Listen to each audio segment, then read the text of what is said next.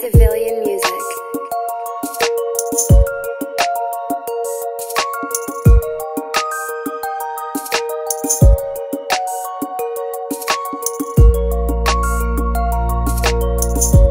Welcome to my fifth video of my video installment called Logic Bag of Tricks. My name is Paul DiFrancesco, and I'll be showing you some tips and tricks you could be using in your own production using Logic 9. Last video I explained to you about how to use chop up your sample or your audio loop and convert it into MIDI using the ESX sampler and the right-click menu. And that certainly gives you MIDI notes and the freedom to quantize everything to perfect, or even to trigger sounds off your MIDI keyboard, which is a pretty cool option if you have one. So I'm going to show you a little bit about the ESX sampler. Basically, it's a plugin that comes in with Logic, and basically it's a sampler. I'm not very familiar with it all, because I do use my MPC mostly for sampling, but I do know that there is some good attack and decay functions and stuff like that. But the first thing I want to do is usually when I have drums, I select them all, and then I hit one shot, because one shot lets the whole drum play.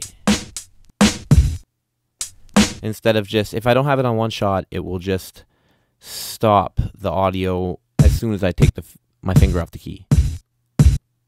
See that? But once it's on one shot, you're pretty good to go. And tap out your drum pattern.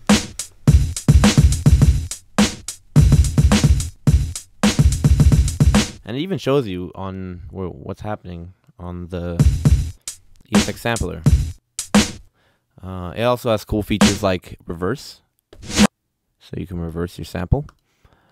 And you can set it to various groups, so you can basically have one channel a kick, one channel a snare, one channel as a hi-hat, which is very good for mixing and stuff like that. It's great. It's awesome. I might get into that the next video, but for now, basically, yeah, you have full control over the samples that you loaded into the ESX. These are the ones I like, so I'm going to use these. But yeah, they're all spread amongst the keys. Use which ones you want. Discard the ones you don't want.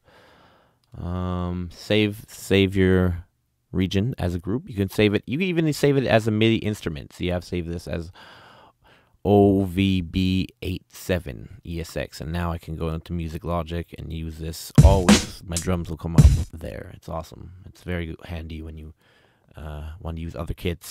Just make sure you keep the kick and the snare and everything in one place, and you're good to go with your template. Anyhow, so I'm going to erase what they give you, that pre-MIDI loop, as we spoke about last time, and I'm going to play in my own drums. And this should be fun. Let's try it out.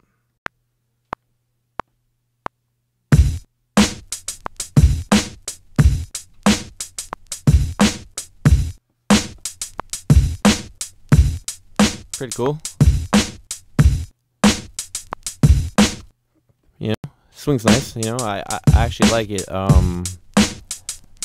When it's less quantized, it just sounds more natural, right? But you can go up here and quantize it. There's no problems with that. Get it right on the grid. Notice when it's off quantize, how it's kind of off beat, right? It's not right on the grid. But as soon as I quantize it, it tightens right up.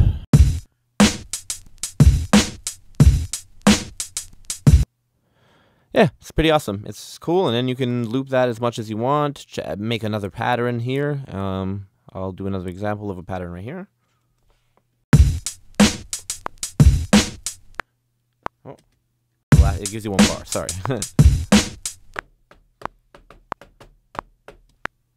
Oh, wow.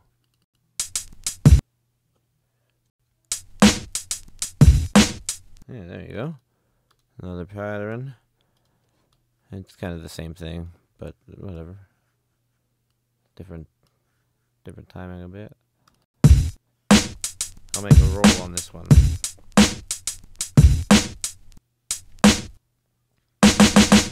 Okay, so I'll make a roll. It's no fun.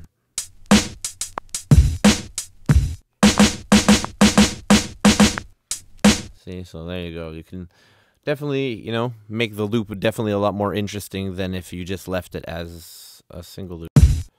Right?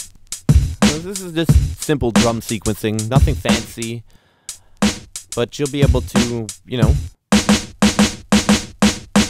come up with something cool yourself and you know, experiment with different drum patterns and stuff like that. But yeah, man. Thank you for checking out my videos, and you can check out my website. It's www.civilianmusic.com, and the link will be below. But yeah, thank you for checking out my videos. Peace.